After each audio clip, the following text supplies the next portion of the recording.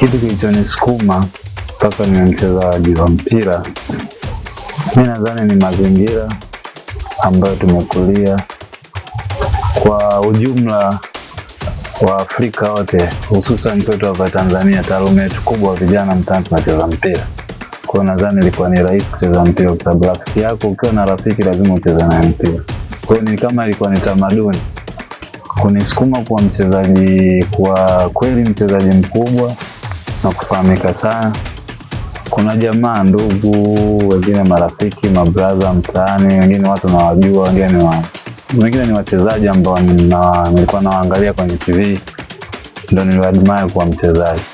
The guy ambaye ameinspire me the most mpaka mimi kuingia kwenye masuala ya mpira, watu wengi wamfahamu, lakini alikuwa ni babangu mdogo.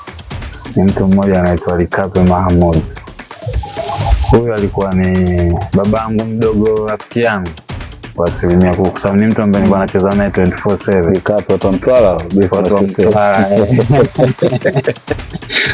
Alhamdulillah, leo ni mtu fulani na nacheza mpira ukifahamika kila mtu. Wewe umekopi kwenye familia yako, kuna mtu kakopi naye kutoka kwako mwingine tena, au ndio imetoka imeisha tena labda mwingine au umetoka chombo wengi pale kipindi hiki, labda binti yangu aweza kuwa tatiana vizuri na wachezaji wengine tunahitaji sasa hivi mpaka mkoa dimu.